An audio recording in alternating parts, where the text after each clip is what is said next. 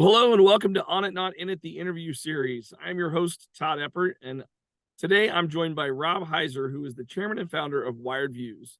Rob, thank you so much for joining us. Would you like to kick us off with a brief background as to who you are and what you do? Sure. So I'm Rob Heiser. I've started several businesses, Wired Views being one of them. I've taken them either from kind of seed stage all the way through exit. Um, I've probably raised over maybe $100 million of either raised for my businesses or helped other entrepreneurs raise that I've invested in their businesses.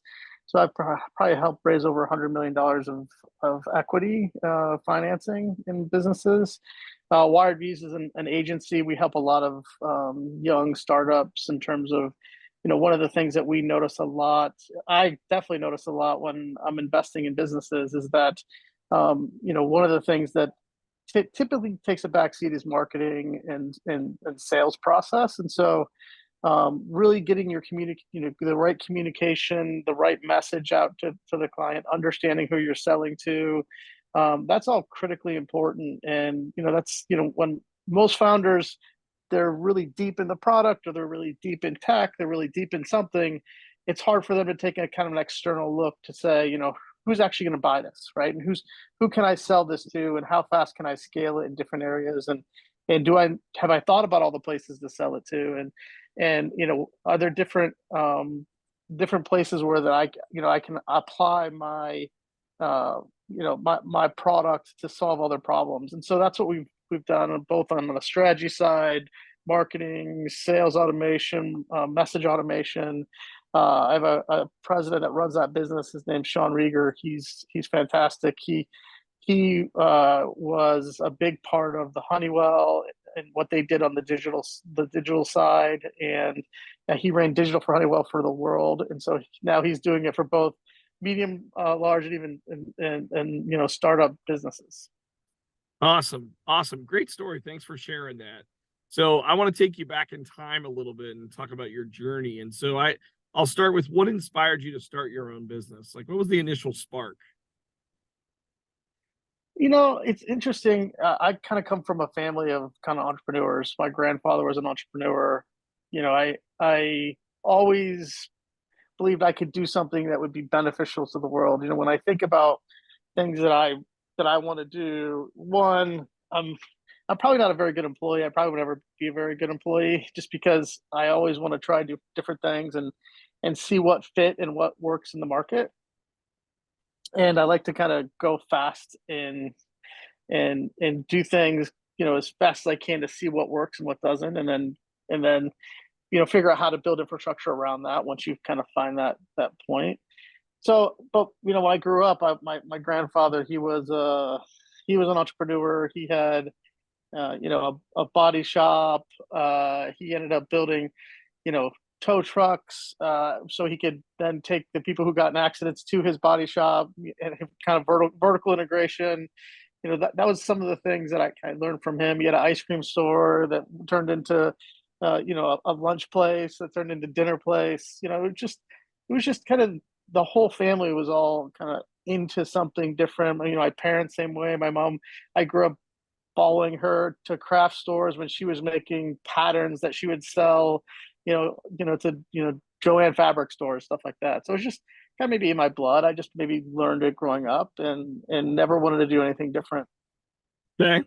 Awesome. I appreciate that. And you've got a lot of different perspectives growing up in a family of entrepreneurs as well as running your own business. So you've probably could attack this next question from a couple different angles, but what are some common misconceptions about running a business that you find that entrepreneurs have?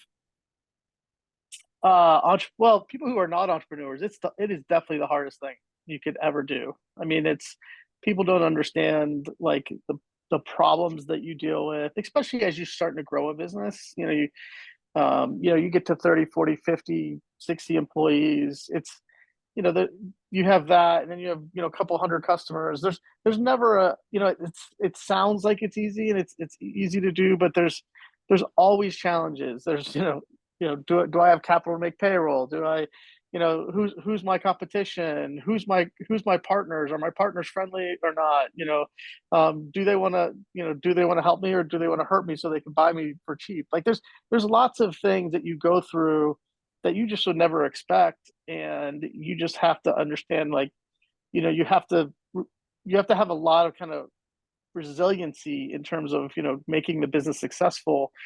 And one of my favorite words is relentless. You have to be relentless in terms of your goals. Anything that you can do to take one more step further day by day is important, and really not have a down day. You can have down moments, but try to take one, even if it's a small step forward every day, is important. I think the other thing that's important is also the people in the business. You really have to surround yourself with really, really good people. One of the things, I had another business that I sold called Segment, and I always tell everybody, make one positive impact on one person every single day, because that will come back in spades. And having that kind of close knit group that really focuses both on execution of what you want to do from a goal perspective, but also helping someone along the way, that either help them become a better manager, help them become a better coder, help them the last thing you want to do is kind of be in a box and try to solve the answer that someone else would help you do within 10 minutes that you spend 10 hours. That's a challenge. So being a team and helping people along is really important when you're growing your business. And those hires are critical, because that's really what's going to take you to another level. Hire people better than you, hire people smarter than you. And that's really what's helped me, get, be as successful as I am today. Okay, excellent. I love that. You're right. When you go from a one person business to two, and then two to three, it's not just like you're adding one person in 50 or 100. Those are really, really Yeah. key hires. So excellent point. Excellent point. So just out of curiosity, you've been doing this most of your life, it sounds like, over 20 years in your own businesses, but also just growing up around it. So what are your current biggest challenges that you're facing today that you've been successful after 2 decades or more? um, Nothing. It's funny how, like, kind of history repeats itself. Um, you know, there's always things that, like, every new product, there's always deadlines, and there's always kind of execution issues that you know you have to spend a lot of time, intense focus to get those things right. And in a lot of cases, you have to have a customer that is willing to work with you, because as a startup, it's never a smooth road. There's always bumps in the road, and there's always kind of being on that bleeding edge of technology, as I call it. you know it takes kind of a collaboration and a partnership, being one of those initial customers and those initial early adopters. And I think setting that expectation is really important. And if you don't set that expectation, I think that's where then you have challenges.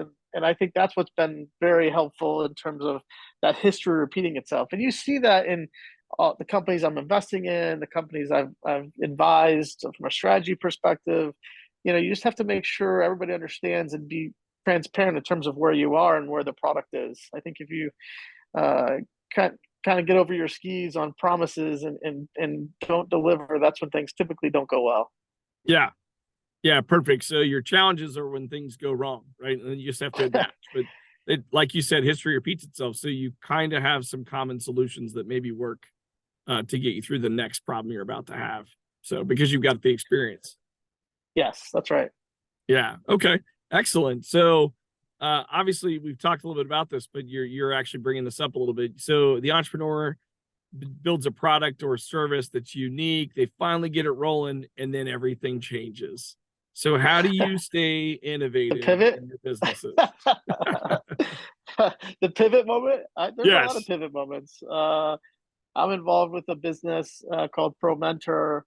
I'm the chairman and a big investor in that business, and spend some time there. And they started. It was a great idea. It was during COVID. It was kind of these one-on-one sessions between these baseball players who couldn't play, and kids. And but what they learned quickly was it was too intimidating for the kids, right? A few small percentage could get on a call with a baseball player and talk to them about, what they're doing, how can I fix my swing? And here's a video of me swinging. And that's intimidating when you're a 12-year-old kid talking to a 20-year-old, minor league baseball player. And so luckily they figured that out in the beginning and they pivoted, and their business now is fantastic. They're helping athletic directors manage, the amount of, coaches they have to manage and onboard. And there's a lot of attrition in coaching. And there's a lot of great content by some of these content creators to help people, manage the game, manage players, manage the mental side of the game.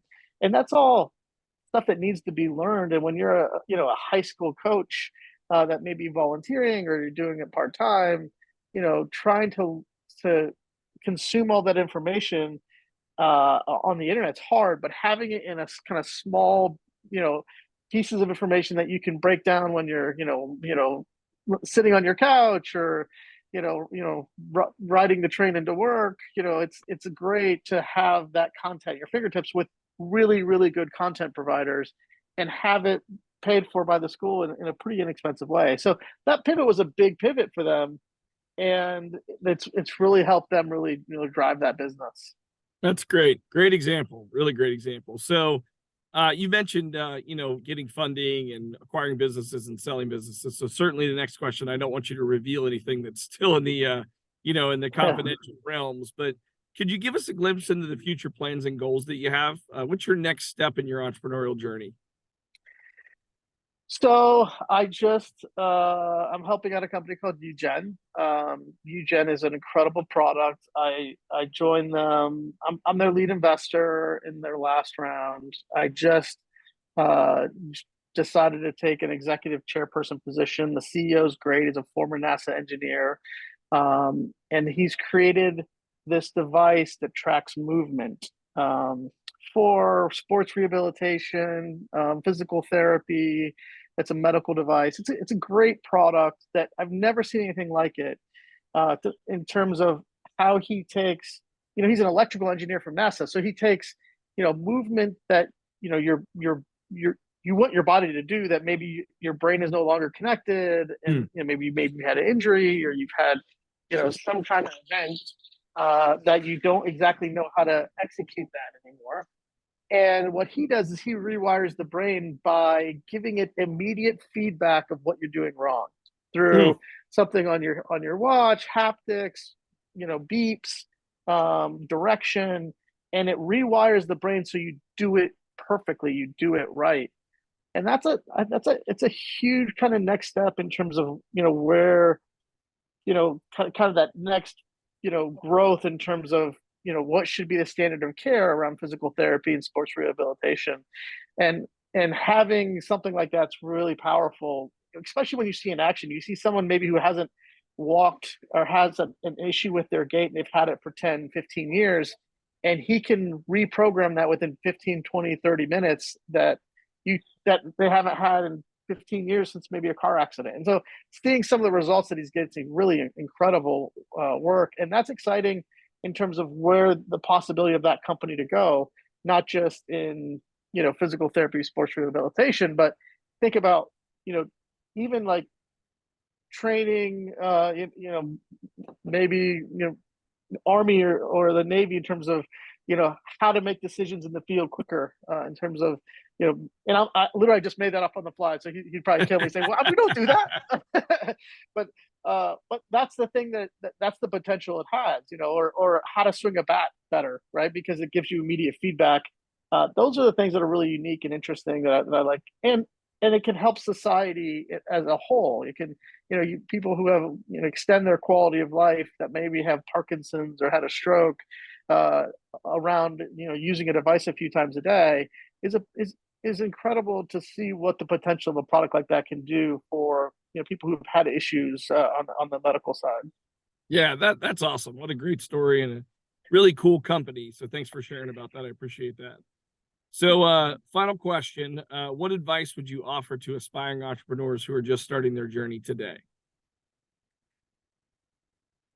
I would tell you that the number one thing that is the differentiator between you and someone who doesn't succeed is the decision to keep going.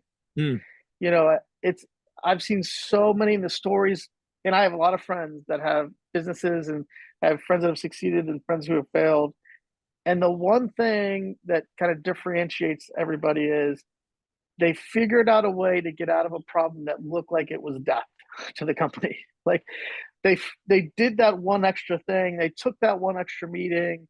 That they unfortunately missed maybe a kid's concert to go meet with someone that could help them.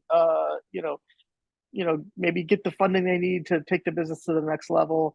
Those are the things those little things, go a long way. That resiliency is really hard to find in an entrepreneur. And it's, when you're an investor, you look for something like that. And, I've kind of been both the entrepreneur and now, doing both investing and being an entrepreneur. It's the person that makes the difference, and Hmm. it's the decision to keep going and not to quit on what you believe is the right thing and what you believe the market will accept. As long as you have good data that you're getting, you don't want to take a product to market for 10 years that no one's ever going to buy, right? But if you have good data that you believe that, and you have good customers that love your product, and it's just going to take a certain tipping point to get them there, and get the market there, that's you believe so much that's it. You just can't give up. You always try to figure out a way. That's the big differentiator. Yeah, no, I think that's a great point. And, I talk to a lot of people about their mindset when they're going into entrepreneurial world. Your mindset's got to be in the right place, and you got to have positive people around you that are continuously encouraging you so that you can get out of bed when you fail, right? And Yeah, just that's right. fucking through it. So that's awesome insight. Thank you so much. And Rob, I want to thank you so much for your time today. Insight was Sure. great. You shared a lot of great details with our entrepreneurs out there to learn from. And it was great learning more about your entrepreneurial journey and where you are as an investor, as well as still an entrepreneur. So to everyone watching, I look forward to seeing you in our next episode. Thank you very much, Rob. Great. Thank you.